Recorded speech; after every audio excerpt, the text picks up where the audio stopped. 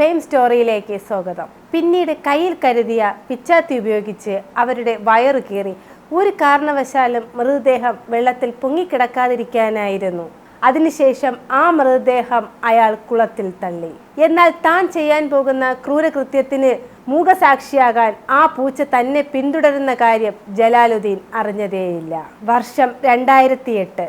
ആലപ്പുഴ ജില്ലയിലെ കരിയിലക്കുളങ്ങരയ്ക്കടുത്ത് പത്തിയൂർ പാടം എന്ന പ്രദേശം. അവിടെ ഒരു കുളത്തിൽ ഒരു സ്ത്രീയുടെ മൃതദേഹം പൊങ്ങിക്കിടക്കുന്നു. സാരിയാണ് വേഷം. അതേ സാരിയുടെ തന്നെ തലപ്പ് ഉപയോഗിച്ച് മൃതദേഹത്തിന്റെ 2 കാലുകളും കൂട്ടിക്കെട്ടിയിരിക്കുന്നു. വയറ് കീറി ആന്തരിക അവയവങ്ങളെല്ലാം പുറത്തു ചാടിയ നിലയിലാണ്. മൃതദേഹത്തിന്റെ മേലെ ഒരു വേലിക്കല്ല് വെച്ച് കെട്ടിയിട്ടുണ്ട്. വികൃതമായ കാഴ്ച അധിക നേരം ആർക്കും അങ്ങനെ കണ്ടു നിൽക്കാനാകില്ല. കേട്ടവരെല്ലാം പ്രദേശത്തേക്ക് പാഞ്ഞു. ആ സ്ഥലത്ത് പോലീസ് എത്തി. സ്ഥലത്തെത്തിയ പോലീസ് മേൽ നടപടികൾ ആരംഭിച്ചു.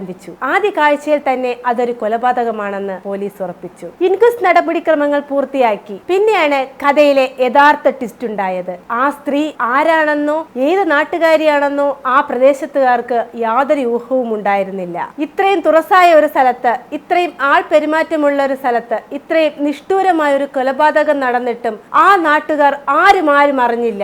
പോലീസിനെ അക്ഷരാർത്ഥത്തിൽ കുഴക്കി. എങ്കിലും അങ്ങനെ തോറ്റുകൊടുക്കാൻ അന്വേഷണ സംഘം തയ്യാറായിരുന്നില്ല. ലോക്കൽ പോലീസ് കേസെടുത്ത് അന്വേഷണം ആരംഭിച്ചു. അന്ന് കായംകുളം സർക്കിൾ ഇൻസ്പെക്ടറായിരുന്ന കെ ഹരികൃഷ്ണനായിരുന്നു കേസിന്റെ അന്വേഷണ ചുമതല. ഈ മൃതദേഹം കിടന്ന കുളത്തിനു ചുറ്റും അന്വേഷണ സംഘം തിരച്ചിൽ ആരംഭിച്ചു. പക്ഷേ യാതൊന്നും തന്നെ ഈ മൃതദേഹവുമായി ബന്ധപ്പെട്ട് ആ പ്രദേശത്തു നിന്നും കിട്ടിയില്ല. കൂടുതൽ പ്രദേശങ്ങളിലേക്ക് അന്വേഷണം വ്യാപിപ്പിക്കാൻ അന്വേഷണ സംഘം തീരുമാനിച്ചു. ഇതിനിടയിലാണ് അന്വേഷണ ഉദ്യോഗസ്ഥനായ ഹരികൃഷ്ണന്റെ ശ്രദ്ധയിൽ ഈ സംഭവ സ്ഥലത്തിന് ഏതാണ്ട് 500 മീറ്റർ മാത്രം അകലെയുള്ള ഒരു സർപ്പക്കാവ് ശ്രദ്ധയിൽപ്പെട്ടത്. അദ്ദേഹം അങ്ങോട്ടേക്ക് നടന്നു. അങ്ങോട്ടേക്ക് നടക്കും തോറും രൂക്ഷമായ എന്തോ ഒരു ഗന്ധം അദ്ദേഹത്തിന്റെ മൂക്കിലേക്ക് തുളച്ചു കയറാൻ തുടങ്ങി. കാവിലെത്തിയ അദ്ദേഹം ആ കാഴ്ച കണ്ടു. അത് ഒരു ചത്ത പൂച്ചയാണ്. ആദ്യ കാഴ്ചയിൽ തന്നെ ആ പൂച്ചയുടെ ജഡത്തിനും ഈ സ്ത്രീയുടെ കൊലപാതകത്തിനും തമ്മിൽ എന്തോ ഒരു ബന്ധമുണ്ടെന്ന് അദ്ദേഹം ഊഹിച്ചു. കാരണം ഈ മൃതദേഹത്തിനും പൂച്ചയുടെ ജഡത്തിനും ഏതാണ്ട് ഒരേ പഴക്കമായിരുന്നു. ഒന്നുകിൽ ഒരേ ദിവസം, അല്ലെങ്കിൽ ഏതാണ്ട് ഒരേ സമയം. ഇതിൽ ഏതെങ്കിലും ഒന്നാണ് ഈ 2 മരണങ്ങൾ നടന്നതെന്ന് അദ്ദേഹം ഉറപ്പിച്ചു. തുടർന്ന് സ്ത്രീയുടെ മൃതദേഹത്തിനൊപ്പം തന്നെ ഈ പൂച്ചയുടെ ജഡവും ഇൻക്വസ്റ്റ് നടപടികൾ പൂർത്തിയാക്കി പോസ്റ്റ്മോർട്ടം ചെയ്യാൻ തീരുമാനിച്ചു. ഇത് കേട്ട എല്ലാവരിലും ആദ്യം ഒരു കൺഫ്യൂഷൻ ഉണ്ടായി. പക്ഷേ കേരള പോലീസിന്റെ ചരിത്രത്തിൽ ആദ്യമായി ഒരു ചത്ത പൂച്ചയുടെ ജഡത്തിന് മഹസർ എഴുതി. എന്നാൽ പൂച്ചയുടെ ജഡം പോസ്റ്റ്മോർട്ടം ചെയ്യാനാകില്ലെന്ന് അന്നത്തെ ഫോറൻസിക് സർജൻ പറഞ്ഞു. താൻ മനുഷ്യരുടെ മൃതദേഹം മാത്രമേ പോസ്റ്റ്മോർട്ടം ചെയ്യാറുള്ളൂ എന്നും പൂച്ചയുടെ മൃതദേഹം പോസ്റ്റ്മോർട്ടം ചെയ്യാൻ തനിക്കാവില്ലെന്നും അദ്ദേഹം പറഞ്ഞു. തുടർന്ന് ഒരു വെറ്റിനറി സർജനെ പോസ്റ്റ്മോർട്ടത്തിനായി അന്വേഷണ സംഘം ഏൽപ്പിച്ചു. 2 മൃതദേഹങ്ങളുടെയും പോസ്റ്റ്മോർട്ടം നടന്നു. തുടർന്ന് 2 മൃതദേഹങ്ങളുടെയും പുറത്തു വന്ന പോസ്റ്റ്മോർട്ടം റിപ്പോർട്ട് കണ്ട് ഏവരും ഞെട്ടി. കാരണം ഈ 2 റിപ്പോർട്ടുകൾക്കും സാമ്യതകൾ ഏറെയാണ്. ഈ 2 മരണങ്ങളും സംഭവിച്ചിരിക്കുന്നത് ഫ്യൂരിഡാൻ എന്ന മാരക വിഷം ഉള്ളിൽ ചെന്നാണ്. അതെ, പോലീസ് അത് ഉറപ്പിച്ചു. ഫ്യൂരിഡാൻ എന്ന മാരക വിഷം കലർത്തിയ ഭക്ഷണം കഴിച്ചാണ് ഈ 2 മരണങ്ങളും ഉണ്ടായിരിക്കുന്നത്. ഫ്യൂരിഡാൻ നൽകി കൊലപ്പെടുത്തിയ ശേഷം സ്ത്രീയെ കുളത്തിൽ കല്ല് കെട്ടി താഴ്ത്തി. പക്ഷേ ഈ പ്രദേശവാസികൾക്കൊന്നും അറിയാത്ത ആ സ്ത്രീ ആരാണ് അവരെ കൊലപ്പെടുത്തിയത്, കൊല്ലപ്പെട്ടത് ആരാണെന്ന് അറിയാത്ത കേസിൽ കൊലപാതകിയെ തിരയുന്നതിന് പകരം ആ ചത്ത പൂച്ചയ്ക്ക് പിന്നാലെ പോകാൻ അന്വേഷണ സംഘം തീരുമാനിച്ചു. അങ്ങനെ ആ പൂച്ചയുടെ ഒരു ഫോട്ടോ എടുത്ത് ഒരു തിരിച്ചറിയൽ പരേഡ് സംഘടിപ്പിക്കാൻ അന്വേഷണ സംഘം തീരുമാനിച്ചു. ജീവിച്ചിരിക്കുന്ന പൂച്ചയെ തന്നെ കണ്ടാൽ തിരിച്ചറിയാൻ പ്രയാസമാണ്. അപ്പോഴാണ് ചത്ത പൂച്ചയുടെ ഫോട്ടോ എടുത്ത് തിരിച്ചറിയൽ പരേഡ് നടത്തുന്നത്. ജനം പോലീസിനെ പരിഹസിച്ചു. എന്നാൽ അങ്ങനെ തോറ്റുകൊടുക്കാൻ അന്വേഷണ സംഘം തയ്യാറായിരുന്നില്ല. അങ്ങനെ ഏറെ നാളത്തെ തിരച്ചിലിനൊടുവിൽ ആ പൂച്ചയുടെ യഥാർത്ഥ ഉടമസ്ഥരിലേക്ക് അന്വേഷണ സംഘം എത്തി. ഞങ്ങളുടെ കാണാതായ പൂച്ചയും ഈ പൂച്ചയും തമ്മിൽ ഏറെ സാമ്യതകളുണ്ടെന്ന് അവർ അന്വേഷണ സംഘത്തോട് പറഞ്ഞു. മാത്രമല്ല, തങ്ങളുടെ പൂച്ചയെ കാണാതായ ദിവസവും ഈ പൂച്ച ചത്തെന്ന് പറയുന്ന ദിവസവും ഏകദേശം ഒന്ന് തന്നെയാണെന്നും അവർ അന്വേഷണ സംഘത്തോട് വ്യക്തമാക്കി. എന്നാൽ ഈ പൂച്ചയുടെ ഉടമസ്ഥർക്ക് ഈ കൊലപാതകത്തിൽ ബന്ധമില്ലെന്ന് അന്വേഷണത്തിൽ വ്യക്തമായി. തുടർന്ന് ഈ പൂച്ച പോകാൻ ഇടയുള്ള സ്ഥലങ്ങളിലേക്കും അടുത്ത വീടുകളിലേക്കും അന്വേഷണം വ്യാപിപ്പിക്കാൻ അന്വേഷണ സംഘം തീരുമാനിച്ചു. പക്ഷേ ആ അന്വേഷണത്തിലും കാര്യമായ ഒരു തുമ്പും അന്വേഷണ സംഘത്തിന് കിട്ടിയില്ല. അങ്ങനെ ആ പ്രദേശത്തെ വീടുകളിലെല്ലാം അന്വേഷണ സംഘം ഒരു ചെറിയ തിരച്ചിൽ നടത്തി. അതിൽ ഒരു വീട്ടിൽ ആളുണ്ടായിരുന്നില്ല.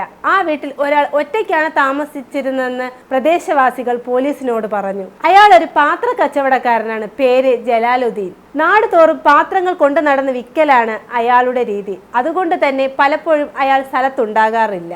എന്നാൽ ആദ്യഘട്ടത്തിൽ അയാളിലേക്ക് ഒരു തരത്തിലുള്ള സംശയമുനയും പോലീസിന് കിട്ടിയില്ല. അല്ലെങ്കിൽ അത്തരമൊരു സംശയം പോലീസിന് ഉണ്ടായിരുന്നില്ല.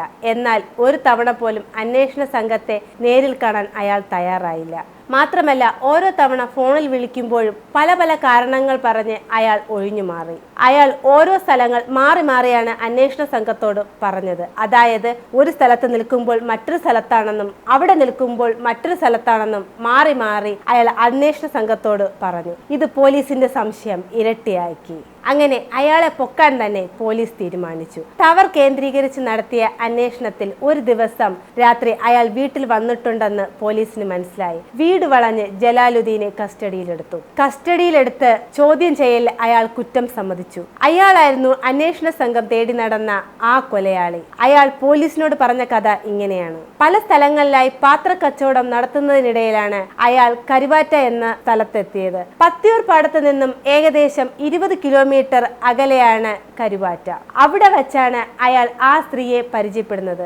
ആദ്യം അവരുമായി ചങ്ങാത്തത്തിലായ ജലാലുദ്ദീൻ പതിയെ അവരുമായി പ്രണയത്തിലായി. ഇതിനിടയിൽ പല തവണകളായി അയാൾ അവരിൽ നിന്നും പണവും സ്വർണവും സ്വീകരിച്ചു. കാലം പോകെ ജലാലുദ്ദീനിൽ നിന്നും അവർ അതെല്ലാം തിരികെ ചോദിച്ചു. ഇതാണ് ആ സ്ത്രീയെ കൊലപ്പെടുത്തുക എന്ന ഉദ്ദേശത്തിലേക്ക്, അല്ലെങ്കിൽ അവരെ കൊലപ്പെടുത്തുക എന്ന ലക്ഷ്യത്തിലേക്ക് ജലാലുദ്ദീനെ നയിച്ചത്. ഇതിനായി ഒരു ദിവസം ഈ സ്വർണവും പണവും തിരികെ തരാമെന്ന് പറഞ്ഞ് അയാൾ അവരെ വീട്ടിൽ നിന്നും വിളിച്ചിറക്കി. പകൽ മുഴുവൻ നഗരത്തിൽ കറങ്ങിയ ശേഷം രാത്രിയോടെ ജലാലുദ്ദീന്റെ വീട്ടിന് സമീപത്തെ പാടത്ത് അവർ എത്തി. തുടർന്ന് ആ സ്ത്രീയെ അവിടെ നിർത്തിയ ശേഷം താൻ ഭക്ഷണം എടുത്തുകൊണ്ട് വരാമെന്ന് പറഞ്ഞ് വീട്ടിലേക്ക് പോയി. തുടർന്ന് വീട്ടിലെത്തിയ ജലാലുദ്ദീൻ 2 പൊതികളിലായി ഭക്ഷണം എടുത്തു. 2 ഭക്ഷണ പൊതികളുമായി ജലാലുദ്ദീൻ പാടത്തേക്ക് നടന്നു. അതിലൊന്നിൽ അയാൾ ഫ്യൂരിഡാൻ കലർത്തിയിരുന്നു. എന്നാൽ താൻ ചെയ്യാൻ പോകുന്ന ക്രൂരകൃത്യത്തിന് മൂകസാക്ഷിയാകുന്ന ആ പൂച്ച തന്നെ പിന്തുടരുന്ന കാര്യം ജലാലുദ്ദീൻ അറിഞ്ഞതേയില്ല. പാടത്തെത്തിയ അയാൾ ഫ്യൂരിഡാൻ കലർത്തിയ ഭക്ഷണപ്പൊതി ആ സ്ത്രീക്ക് നേരെ നീട്ടി. മറ്റത് അയാളും കഴിച്ചു. ഭക്ഷണം കഴിച്ചുകൊണ്ടിരിക്കെ അവൾ ഛർദ്ദിച്ചു. ഏറെ വൈകാതെ തന്നെ ആ സ്ത്രീ മരണപ്പെടുകയും ചെയ്തു. പിന്നീട് പാടത്തിന്റെ ഒരു സൈഡിലേക്ക് പോയ അയാൾ അവിടെ നിന്നും വേലിക്കല്ലുകൾ എടുത്തുകൊണ്ടുപോയി. തുടർന്ന് അതിലൊന്ന് അവരുടെ കാലിൽ വച്ചുകെട്ടി, മറ്റൊന്ന് ശരീരത്തിലും വച്ചുകെട്ടി. പിന്നീട് കയ്യിൽ കരുതിയിരുന്ന പിച്ചാത്തി ഉപയോഗിച്ച് അവരുടെ വയർ കീറി. ഒരു കാരണവശാലും മൃതദേഹം വെള്ളത്തിൽ പൊങ്ങിക്കിടക്കാതിരിക്കാനായിരുന്നു അത്. ശേഷം ആ മൃതദേഹം അയാൾ കുളത്തിൽ തള്ളി. ഒരു തെളിവുകളും തന്നിലേക്ക് എത്തില്ല എന്ന ആത്മവിശ്വാസവുമായി ജലാലുദ്ദീൻ പോയി. ജലാലുദ്ദീനെ പിന്തുടർന്ന് വന്ന പൂച്ച അവർ കഴിച്ച ശേഷം ബാക്കി വന്ന ഭക്ഷണം കഴിച്ചതോ പൂച്ച മരിച്ചതോ ജലാലുദ്ദീന്റെ ശ്രദ്ധയിൽപ്പെട്ടിരുന്നില്ല. എന്നാൽ മൃതദേഹം കുളത്തിൽ പൊങ്ങിയതോടെ അയാൾ തൽക്കാലത്തേക്ക് ഒന്ന് മാറി നിന്നു. അപ്പോഴും ആ കേസ് തന്നിലേക്ക് വരില്ല എന്നായിരുന്നു അയാൾ കരുതിയത്. എന്നാൽ അന്വേഷണ ഉദ്യോഗസ്ഥന് തോന്നിയ ചെറിയ ഒരു സംശയമാണ് എങ്ങും എത്താതെ പോകുമായിരുന്ന ഈ കേസിന്റെ നിർണായകമായ വഴിത്തിരിവായത്. കുറ്റകൃത്യങ്ങൾ എല്ലാം അങ്ങനെയാണ്. എത്ര സമൃദ്ധമായി പ്രതി കുറ്റം ചെയ്താലും തെളിവുകൾ നശിപ്പിച്ചാലും പ്രതിയിലേക്ക് എത്താനായി മാത്രം അയാൾ പോലും അറിയാതെ വിട്ടുപോകുന്ന എന്തെങ്കിലും ഒന്ന് ബാക്കിയുണ്ടാകും.